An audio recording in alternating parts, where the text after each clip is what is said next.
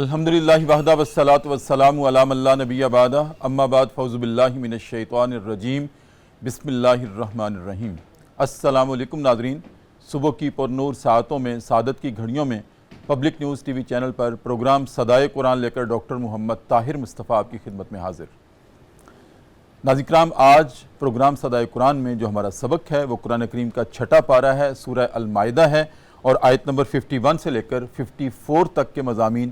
ہماری گفتگو کا موضوع ہوں گے۔ تو آئیے ناظرین کرام، سب سے پہلے آج کے سبق کی ہم تلاوت سماعت کرتے ہیں امام حرمین شریفین قاری عبدالرحمن السدیس کی آواز میں۔ بسم اللہ الرحمن الرحیم۔ اے لوگو جو ایمان لائے ہو، یہودیوں اور عیسائیوں کو اپنا رفیق نہ بناؤ، یہ آپس میں ہی ایک دوسرے کے رفیق ہیں، اور اگر تم میں سے کوئی ان کو اپنا رفیق بنائے گا تو اس کا شمار بھی انہی میں سے ہوگا۔ یقیناً اللہ ظالموں کو اپنی ہدایت سے محروم رکھتا ہے۔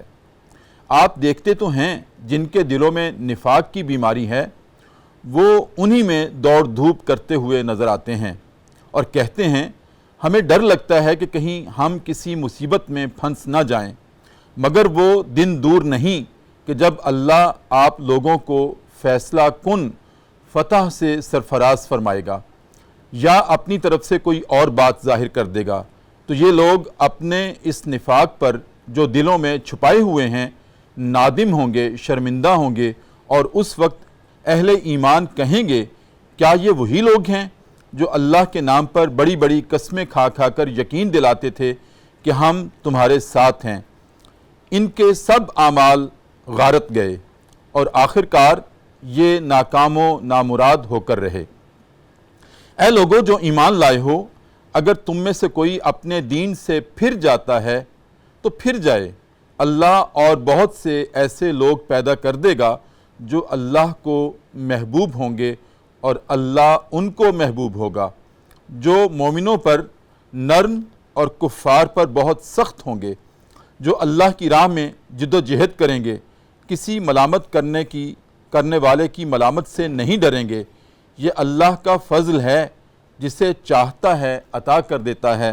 اللہ بہت واسع ہے اور ہر بات کا علم رکھنے والا ہے۔ ناظرین کرام، یہ ہمارا سبق ہے آج پروگرام صدائے قرآن میں۔ جب نبی کریم صلی اللہ علیہ وآلہ وسلم مکہ سے مدینہ ہجرت فرما کر تشریف لے گئے تھے، ناظرین کرام اس وقت یہ منظرنامہ پیش آیا تھا۔ وہ لوگ جو کہ اسلام میں داخل تو ہوئے، لیکن ابھی ان کے دلوں میں اسلام راسخ نہیں ہوا تھا، وہ نئے نئے مسلمان ہوئے تھے، یا کچھ لوگ ایسے تھے جو منافقانہ طور پر نبی کریم صلی اللہ علیہ وسلم کے رفقاء میں اور آپ کی جماعت میں شامل ہو گئے تھے۔ تو یہود و نصارہ سے ایسے لوگ جو کہ نئے نئے آئے تھے یا منافقانہ طور پر داخل ہوئے تھے یا ان کے دلوں میں ابھی ایمان راسخ نہیں ہوا تھا، وہ یہود و نصارہ سے ابھی مکمل طور پر اپنا قطع تعلق نہیں چاہتے تھے۔ ناظرین کرام، ان کے دلوں میں ایک وہم تھا، اور وہم کیا تھا؟ وہ یہ تھا کہ ایسا نہ ہو کہ ہم اپنے قبیلے سے، اپنے خاندانوں سے اور اپنی قوم سے مکمل طور پر قطع تعلق کر کے دین اسلام کے متوالوں میں شامل تو ہو جائیں، لیکن کہیں ایسا نہ ہو کہ یہود و نصارہ پھر کسی سازش میں کامیاب ہو جائیں اور اہل اسلام پھر مغلوب ہو جائیں۔ تو جو ان کے دلوں میں نفاق تھا، اس وجہ سے وہ ڈر رہے تھے کہ پھر ہم جائیں گے کدھر، لہٰذا اس وجہ سے وہ اپنے سابقہ مذہب کے قبیلوں سے، خاندانوں سے، یہود و نصارہ سے مکمل طور پر قطع تعلق نہیں کرنا چاہ رہے تھے۔ ناظرین کرام، دوسرا آج کے سبق میں ہمیں یہ پیغام ملتا ہے کہ جو کوئی ایمان لا کر اور دین اسلام میں داخل ہو کر پھر جائے، یعنی کہ مرتد ہو جائے، ارتداد اختیار کر لے، تو 100 مرتبہ کر لے۔ اللہ رب العزت کا یہاں جو فرمان ہے اس کا لہجہ یہ ہے کہ 100 مرتبہ کر لے، ہمیں بھی کوئی پرواہ نہیں ہے۔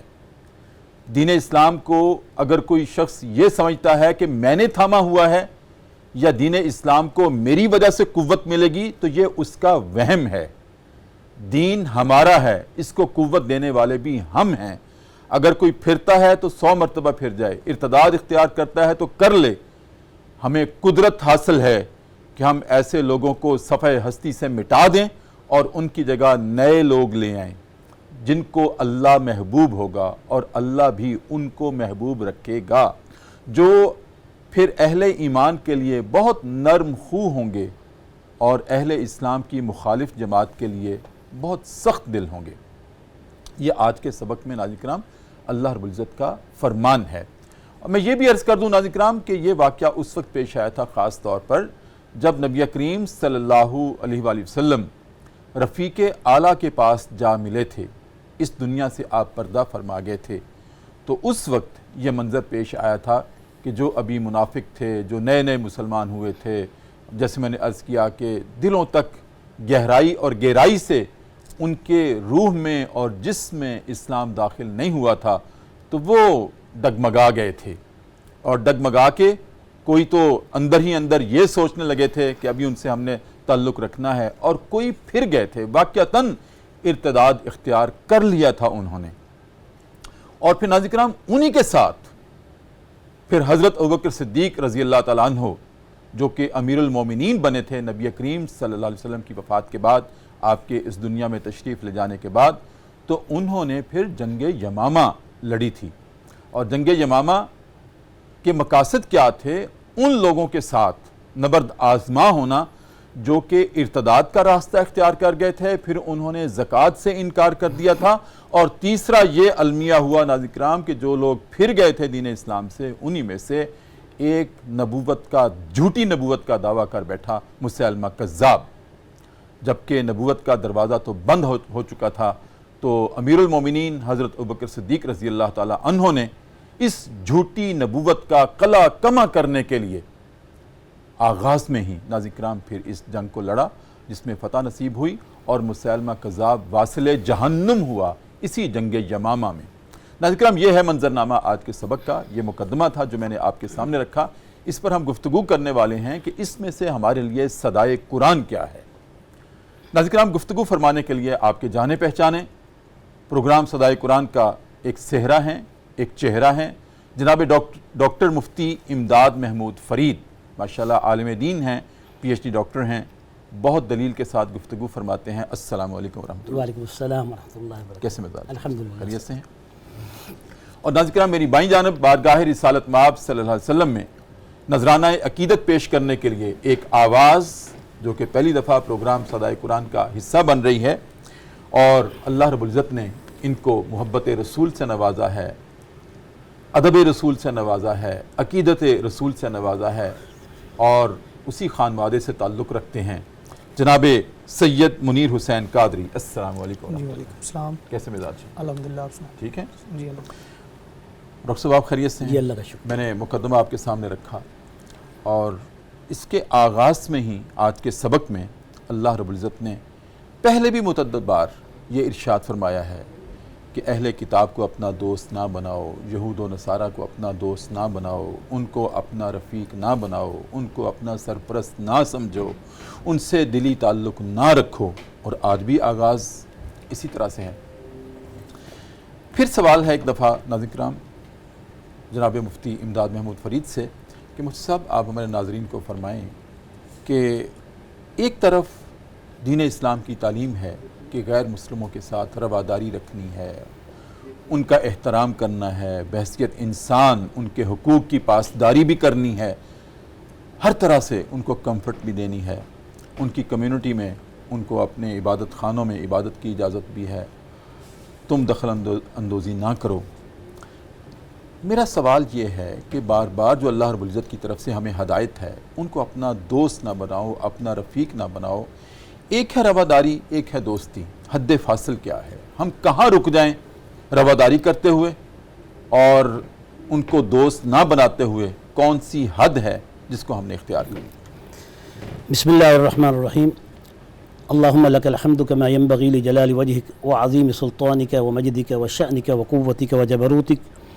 وصلی اللہ علی نبینا محمد النبی الامی الکریم وعلی آلہ واصحابہ وبارک وسلم تسلیما کثیرا۔ نہایت ہی واجب الاحترام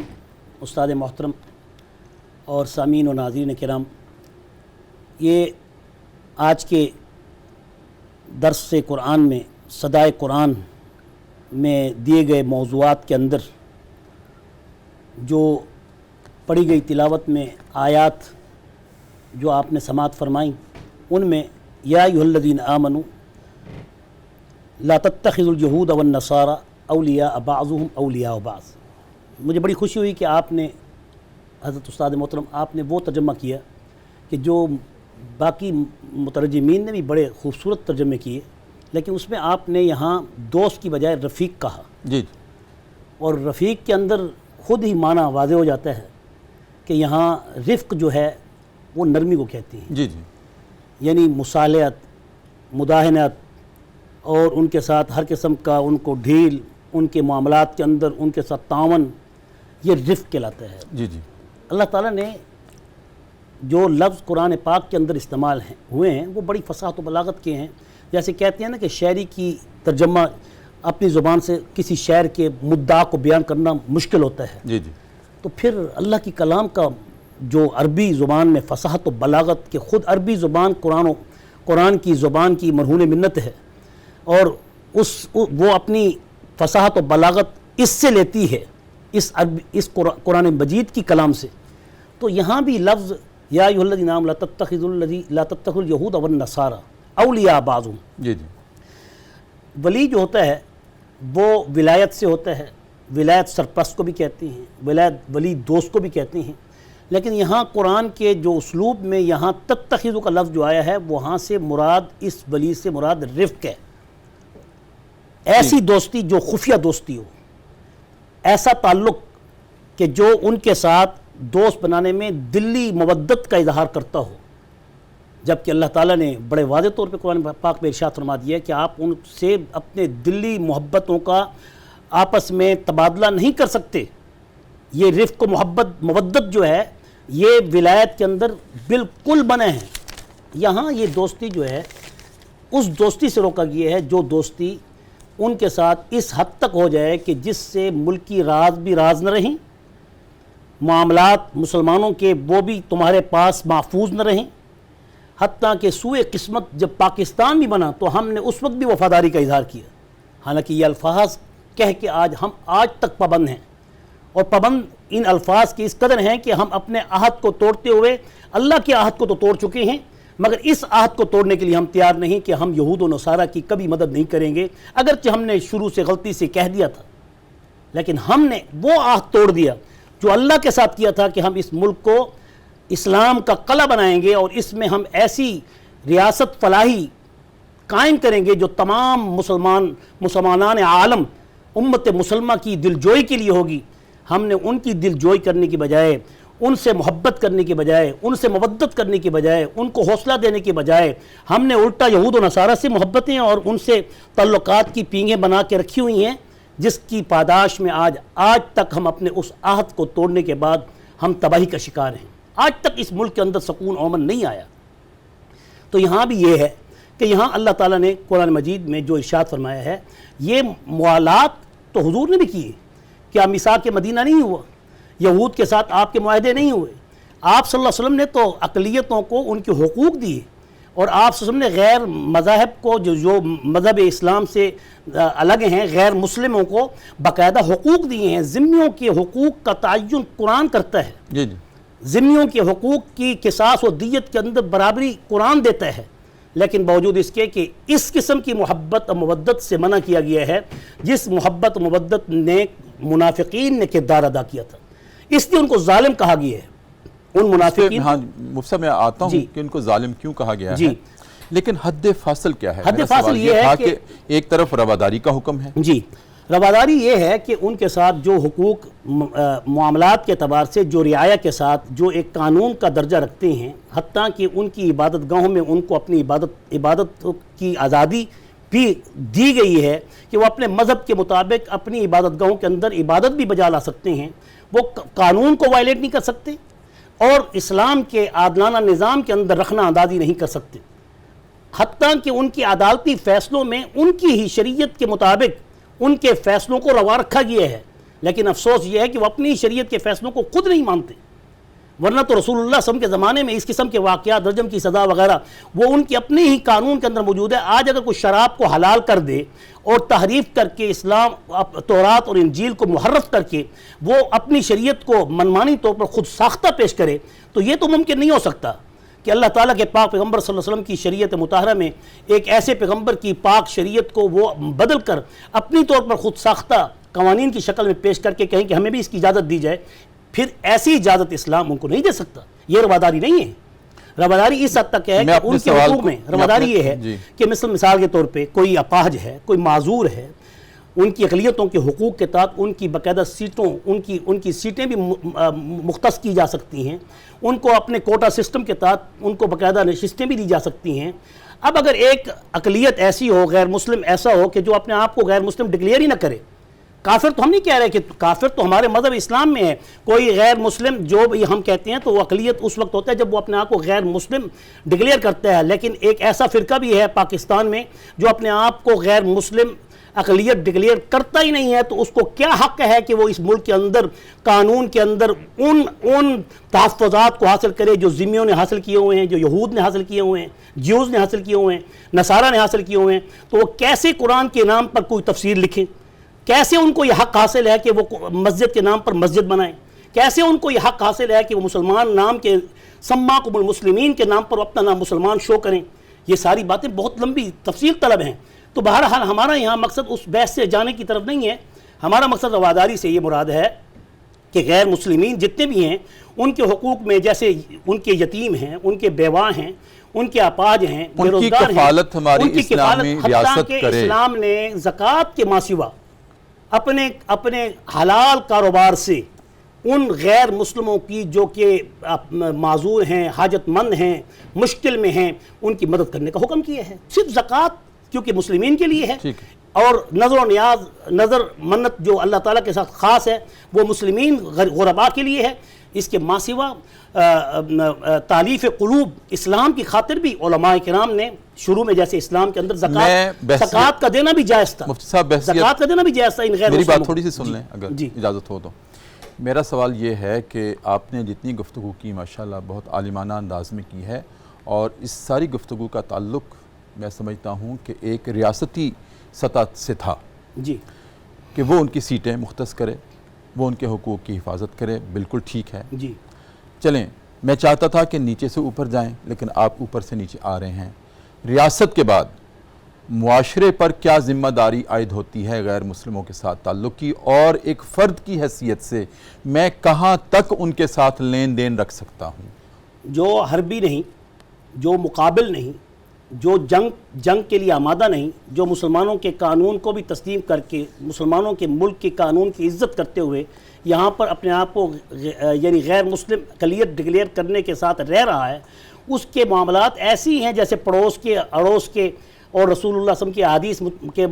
مطابق کہ جب آپ کے اگر پڑوس اگر یہود اور نصارہ بھی ہوں اور مشکل میں ہوں تو ان کے ساتھ بھی آپ اپنی محبت کا اس طرح سے اظہار کر سکتے ہیں جس سے ان کی ضرورت پوری ہو سکے، اور ان کی ضروریات کو پورا کرنا اسلام اور دین کے اندر ہے۔ یہ کوئی مذہب کی وہ فرق نہیں ہے کہ جس سے انسانی محبت، ہمدردی، انسانی ہمدردی کے تحت جتنے بھی تعلقات ہیں جبلت میں رکھی ہیں وہ سارے کیے جا سکتے ہیں، سوائے اس کے کہ عبادات میں جو عبادات جیسے زکوٰۃ ہے اس کا جو حکم ہے، یا قربانی کے جانور کے گوشت میں بھی اللہ تعالیٰ کے پاک پیغمبر صلی اللہ علیہ وسلم نے ان غیر مسلموں کو شریک کیا ہے کہ آپ ان کو اپنے قربانی کے جانور کا گوشت بھی دے سکتے ہیں۔ اچھا، عقیقے کے جانور کے گوشت میں بھی ان کو شریک کر سکتے ہیں، جب وہ ضرورت مند ہوں ان کو دیا جا سکتا ہے۔ حتیٰ کہ زکوٰۃ کے ماں سوا اپنے جتنے بھی مالی معاملات ہیں ان کے ساتھ کیے جا سکتے ہیں۔ محبت کی بات کی جا رہی ہے یہاں، محبت سے مراد دوستی، وہ دوستی جس دوستی کی بنیاد پر اسلام میں جو بھائی بندی بنائی گئی ہے اس میں وہ راز ان کے ساتھ شیئر نہ کیے جائیں، ان کے ساتھ وہ معاملات نہ کیے جائیں کہ جس سے وہ ہمارے معاملات سے غیر مسلموں کو یا غیر یعنی جو ملک کے دشمن ہیں ان کے ساتھ وہ تبادلہ کر سکیں، تو ان کے ساتھ اس قسم کے معاملات طے نہ کیے جائیں۔ یہ مودت اور رفق اس سے منع کیا گیا ہے۔ عام دوستی تو تعلقات کے اندر مدارات اور موالات کا ایک حصہ ہے جس میں آپ نے معاہدہ کر کے بتایا ہے، وہ تو کوئی ایسی مشکل بات نہیں۔ مجھے ایک وقفہ لینا ہے، اور وقفے کے بعد میرا ایک سوال ہوگا کہ مثال کے طور پر ویسے تو ہر جگہ مسجد اللہ کے گھر موجود ہیں، صرف وطن عزیز میں ہی نہیں جا بجا بلکہ غیر ممالک میں بھی جہاں ہم جاتے ہیں تو وہاں بھی مساجد ہمیں نماز کے لیے مل جاتی ہیں۔ میرا ایک سوال ہوگا جس کا جواب وقفے کے بعد عطا فرمائیے گا کہ اگر میں کسی ایسی جگہ پر ہوں جہاں مسجد نہیں ہے، مندر ہے، چرچ ہے یا یہودیوں کی عبادت گاہ ہے، میں اس میں جا کے اپنی نماز پڑھ سکتا ہوں؟ وقفے کے بعد ناظرین کرام، بہت اہم سوال اور بہت اہم رہنمائی ہمارے لیے آج کے پروگرام صدائے قرآن میں وقفہ ہے، اور وقفے میں ہم جایا کرتے ہیں دربار رسالت میں اور اپنے نبی کریم صلی اللہ علیہ وسلم کی ذات اقدس پر والہانہ انداز میں درود کریم کا نذرانہ پیش کرتے ہیں اور واپس آتے ہیں۔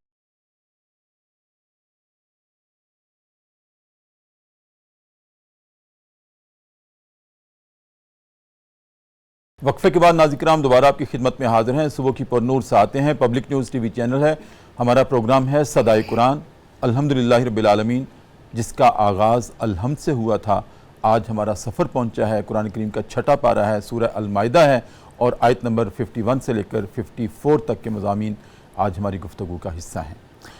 جی مفتی صاحب، میں نے وقفے سے پہلے ایک سوال آپ کے سامنے رکھا تھا کہ اگر کوئی شخص کسی ایسی جگہ پر موجود ہے کہ جہاں پر مسلمان ہے، نماز پڑھنی ہے، لیکن مسجد نہیں ہے، مندر بھی ہے، چرچ بھی ہے، اور یہودیوں کی عبادت گاہ وہ بھی ہے، یا کسی غیر مسلم کی عبادت گاہ ہے، تو کیا وہاں جا کر میں اپنے اللہ کے لیے اللہ کو سامنے رکھتے ہوئے نماز پڑھ سکتا ہوں؟ جی، بسم اللہ الرحمن الرحیم۔ بات تو وہی ہے کہ نیت کا دار و مدار ہے، اور پھر اس کے بعد اس جگہ پہ اللہ تعالیٰ کے پاک پیغمبر صلی اللہ علیہ وسلم کے یہ حدیث کے جعلت لی الارض مسجدا وطہورا، آپ کا فرمان مبارک ہے، او کما قال علیہ الصلوۃ والسلام، کہ اللہ تعالیٰ نے میری امت پر یہ بہت بڑا فضل کیا ہے، انعام کیا ہے کہ زمین کے ہر چپے پر عبادت کو اس نے حلال قرار دیے ہے، پاک قرار دیے ہے، ساری زمین کو عبادت کے لیے،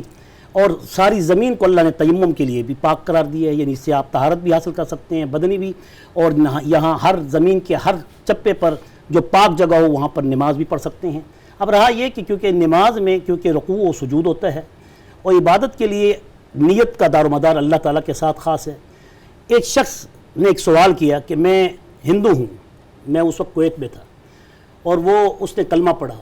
اس شخص نے، اور اس نے کہا کہ میں تو کلمہ پڑھ رہا ہوں صدق کے دل سے، لا الہ الا اللہ محمد رسول اللہ، لیکن میرے برہمن جو ہیں، کیونکہ میں اس کو قبیلے سے تعلق رکھتا ہوں کہ جو قبیلہ اس قسم کا ہے کہ وہ پھر خاندان ہمیں مسلمان ہونے کی وجہ سے قتل کر دیتے ہیں۔ اب میں کیا کروں کہ میں اگر ادھر جاؤں گا تو میں کیا کروں گا اس موقع پر کہ جب وہ مندر جائیں گے تو میں ان کے ساتھ مندر بھی جاؤں گا، میں اگر چرچ ہے تو چرچ میں جاؤں گا جو اگر عیسائی ہو تو، اگر کوئی یہودی ہے تو اپنی عبادت گاہ میں بھی جائے گا۔ اب اسلام کیا کہتا ہے اس معنی میں کہ ایک شخص یہاں دو سوالوں کے جواب ہو گئے۔ ایک تو یہ کہ ایک عام سا مسلمان جب کسی دیار غیر میں جب جائے تو وہاں پر مسجد نہ ہو تو وہ کس جگہ پہ نماز پڑھے؟ نماز پڑھنے کے لیے تو ساری جگہ اللہ تعالیٰ نے حلال قرار دے دی، ٹھیک، اس کے لیے تو شرط کوئی نہیں ہے کہ جگہ پاک ہو، چاہے وہ جیسے بھی ہو، وہاں پر آپ چاہے وہ چرچ ہو، چاہے وہ مندر ہو، چاہے جو کچھ بھی میدان ہو، سامنے اس کے بت نہ ہو، باقی سب کچھ وہ کر سکتا ہے، صحیح، یعنی نماز پڑھ سکتے ہیں، کیونکہ نماز میں سجدہ اور رکوع شرط ہے، تو سجدہ اور رکوع کے لیے پھر وہ جھکے گا، سجدے میں جائے گا تو آگے بت کو ہونا یہ ضروری، یہ اس موقع پر۔ اب نیت کے اعتبار سے جو بات ہوئی ہے وہ یہی ہے کہ اگر وہ کسی غیر مسلم کی بات میں کر رہا ہوں، اس نے پھر مجھ سے اجازت مانگی کہ اگر میں زہر کرتا ہوں تو میں تمہارا جاؤں گا، میں آہستہ آہستہ اپنے مذہب کو زہر کروں گا، جب میں اپنے گھر کے اندر ماحول بنا لوں گا تو مجھے اتنی اجازت دی جائے کہ میں ان کے ساتھ مندر میں جاؤں تو کیا جا سکتا ہوں؟ میں نے کہا آپ جا سکتے ہیں اپنے دل میں، کیونکہ آپ نے اللہ کو وحدہ لا شریک مانا ہے اور اس کے ساتھ کسی کو آپ نے شریک نہیں کیا۔ اگر وہ بتوں کے سامنے جھک رہے ہیں تو آپ نے بتوں کے سامنے جھکنا نہیں ہے، آپ اپنی نظر کو اپنے اللہ کی طرف رکھیں گے۔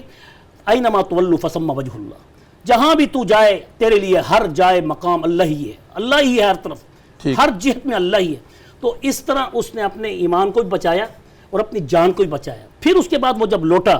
یہ اس کا یعنی کہ اپنے مشاہدے کے ساتھ یہ وہ واقعہ ہے کہ جس میں وہ اتنا خوش تھا کہ مجھے آپ نے اتنی رعایت دی کہ اس رعایت کے بدلے میں میرے گھر کے اندر مجھے ماحول بنانے میں اتنی آسانی ہوئی کہ میرا پورا قبیلہ مسلمان ہو گیا، سبحان اللہ، اور اللہ کے فضل و کرم سے ہم نے وہاں پر مسجد بھی بنائی۔ اب جب ہم افرادی اعتبار سے مضبوط ہو گئے تو اب ہمیں وہ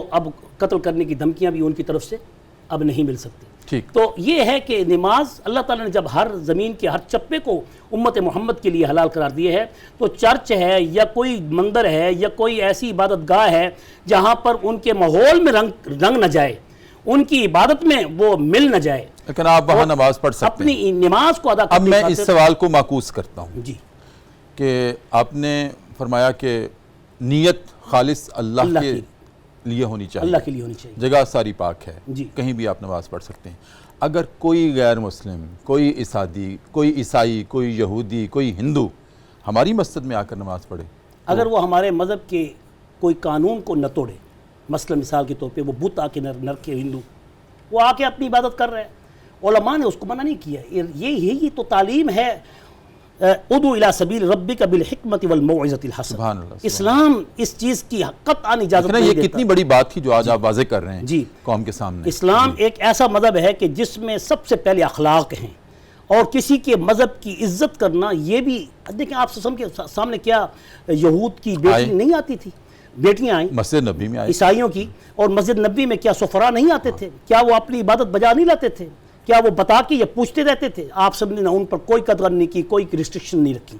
آپ سب نے ان کو اپنے حال پہ چھوڑ دیا. آپ تو خاطر تواضع کرتے تھے, میزبانی کرتے تھے آپ. اور آپ صلی اللہ علیہ وسلم نے صرف اس قدر کی کہ اللہ تعالیٰ نے بتوں کو پاش کرنے کے لیے اللہ نے رسول اللہ کو بھیجا اس زمین پر, اور اللہ تعالیٰ نے آپ صلی اللہ علیہ وسلم کو توحید کا پرچم تھامنے کا حکم کیا. تو اس لیے ہماری مسجدوں میں خاص طور پہ آج یہ اس پروگرام صدائے قرآن کی وساطت سے میں یہ بات بھی امت مسلمہ کو پہنچانا چاہوں گا کہ آپ سب نے تصویر کشی کا تصویر کو آپ نے روندا, تصویروں کو آپ نے روندا پاؤں تلے, اور بتوں کو آپ نے توڑا. مگر آج امت محمد صلی اللہ علیہ وسلم اس قدر اپنے دین اور مذہب سے دور ہوتی جا رہی ہے کہ ہم نے الیکشن کمپین میں جو تصویریں ہم نے عام دیواروں پہ چسپاں کرنی تھیں, یا ہمارے کوئی جلسوں میں کوئی علماء کی یا پیروں کی, بزرگوں کی تصویریں جو کہ ہمارے جلسوں کے اشتہار کی شکل میں آتی ہیں, آج وہ صرف چوراستوں پر, بازاروں میں, گلیوں میں نہیں, مسجدوں کے دروازوں پر لگائی جاتی ہیں. جتنا آپ صلی اللہ علیہ وسلم نے منع فرمایا اتنا ہی ہم نے اس کو عام کر کے رکھا ہوا ہے. تصویر کے لٹکانے میں کسی قسم کا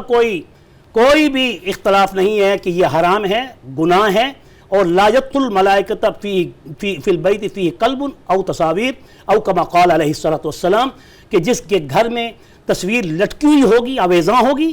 چاہے وہ ڈیجیٹل ہے یا نان ڈیجیٹل ہے, چاہے ہاتھ کی کھچی ہوئی ہے, چاہے کیمرے کے عکس سے نکالی گئی ہے. ہاں یہ الگ بات ہے کہ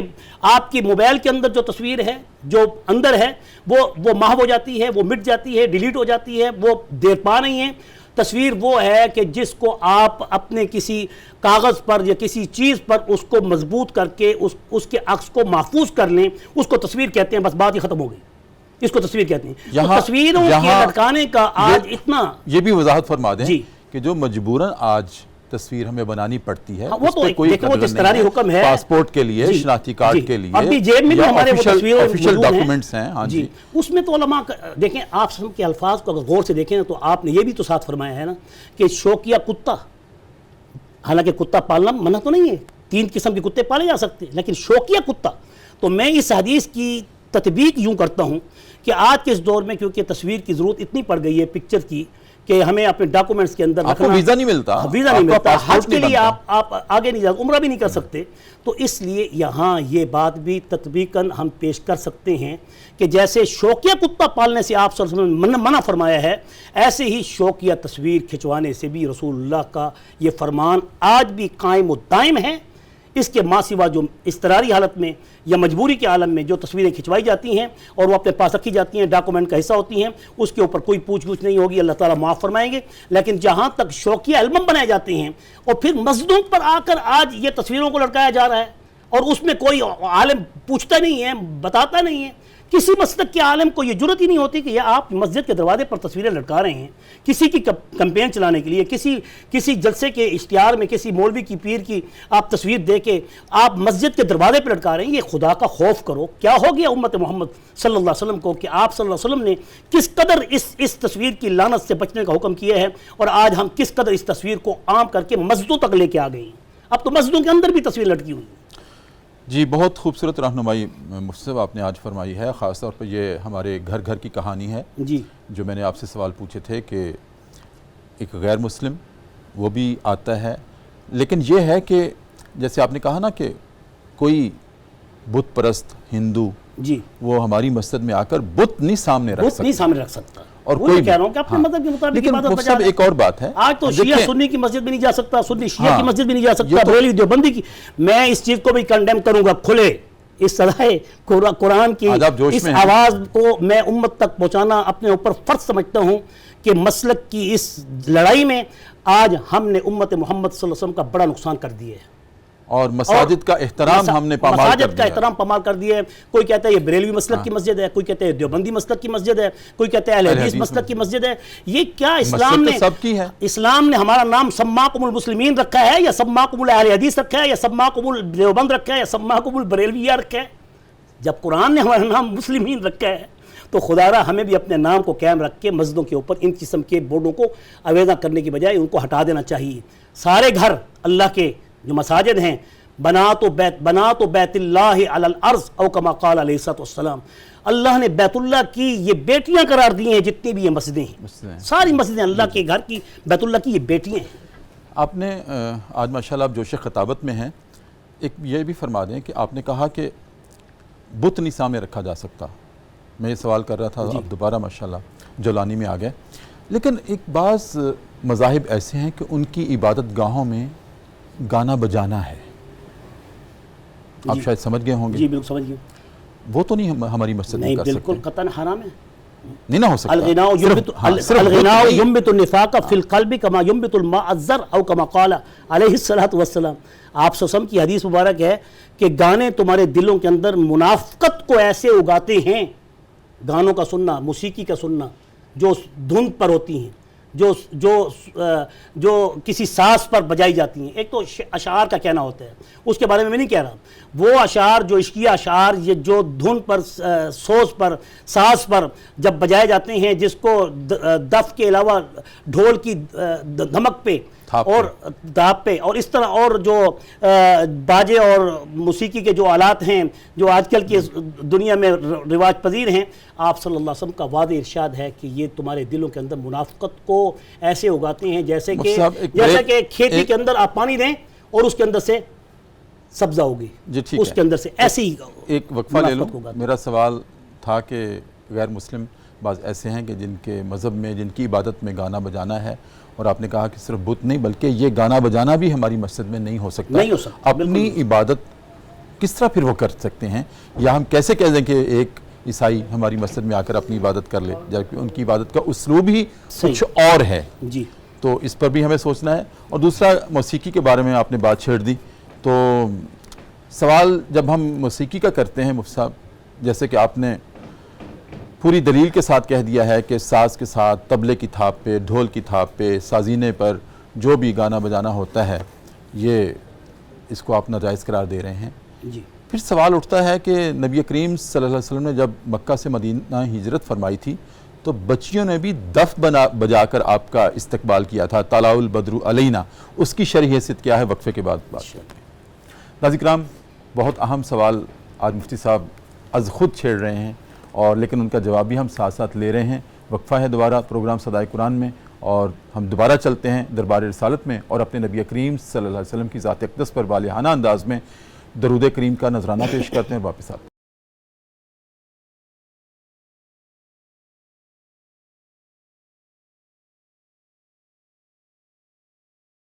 وقفے کے بعد ناظرین کرام دوبارہ آپ کی خدمت میں حاضر ہیں۔ صبح کی پر نور سے آتے ہیں، پبلک نیوز ٹی وی چینل ہے، ہمارا پروگرام ہے صدائے قرآن،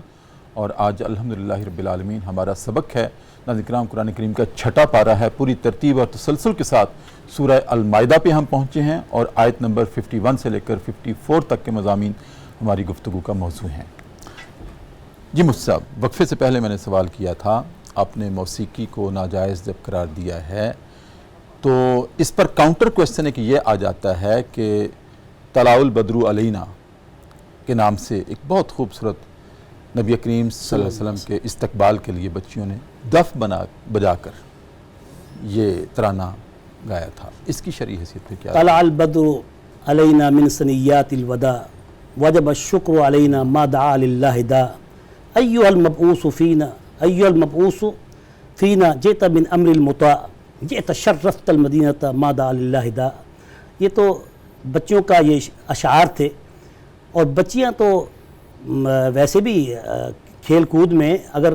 وہ اس قسم کی چیزوں کا استعمال کرتی بھی ہیں، گڑیوں کے ساتھ کھیلتی ہیں چھوٹی چھوٹی چیزیں بنا کر، تو آپ صلی اللہ علیہ وسلم نے ان کو تو منع نہیں کیا،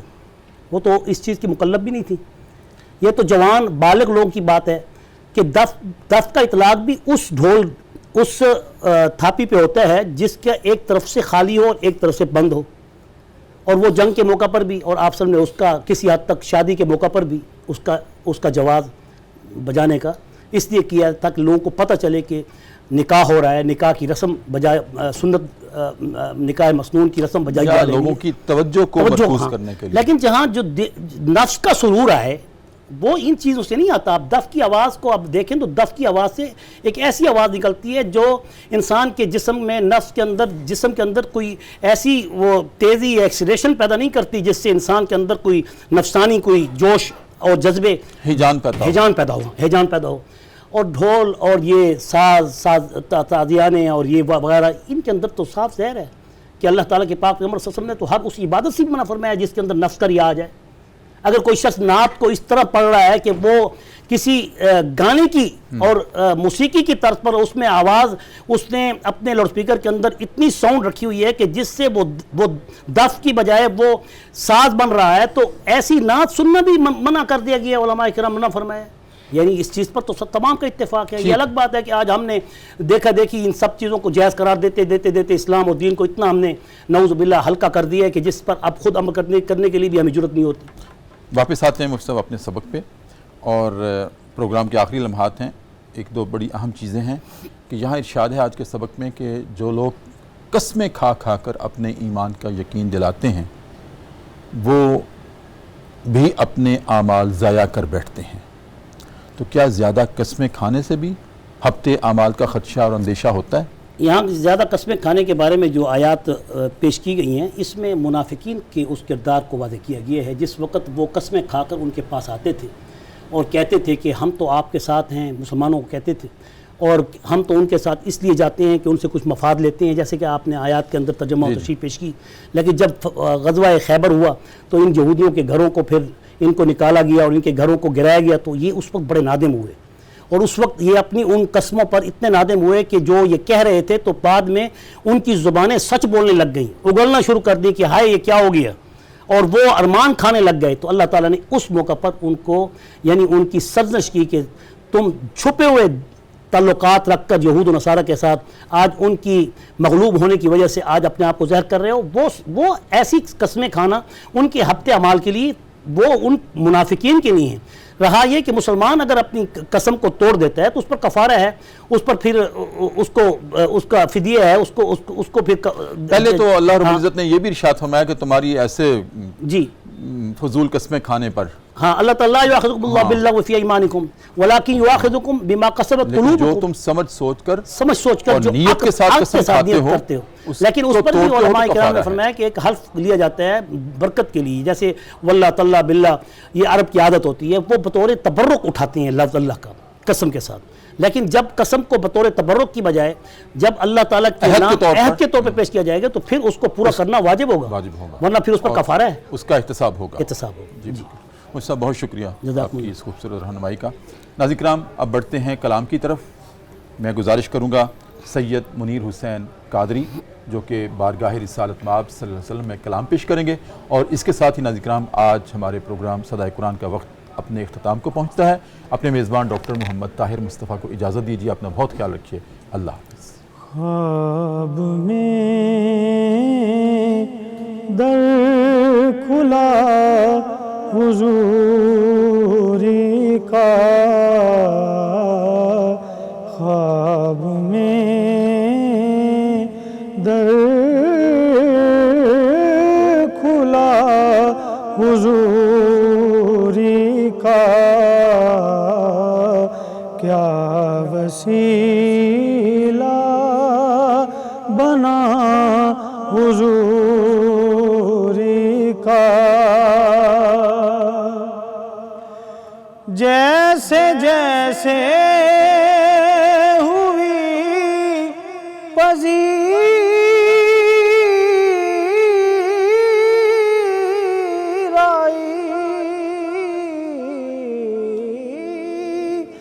جیسے جیسے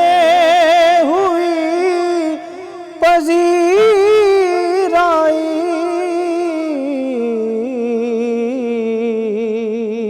شوق بڑھتا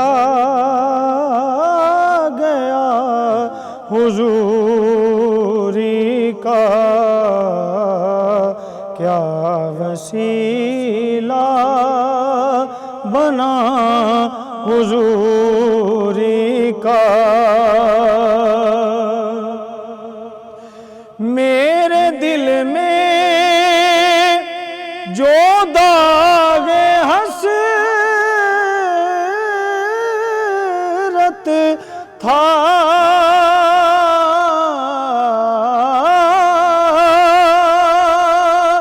میرے دل میں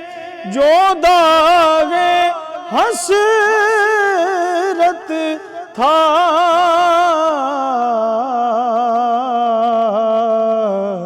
آئینہ بن گیا حضوری کا آئینہ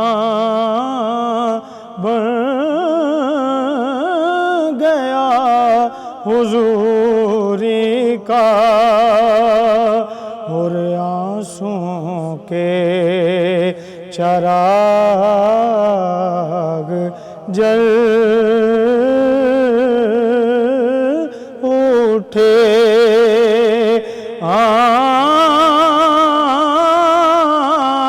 آنسوں کے چراغ جل اٹھے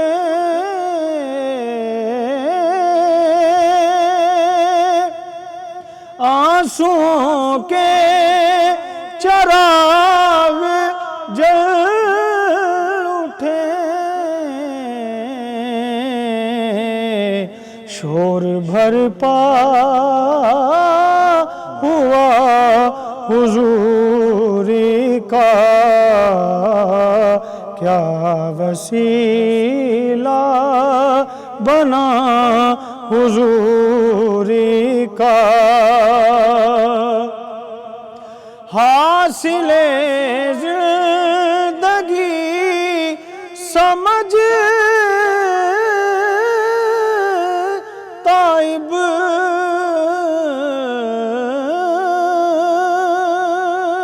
حاصل زندگی سمجھ تائب نعت ہے سلسلہ حضوری کا نعت ہے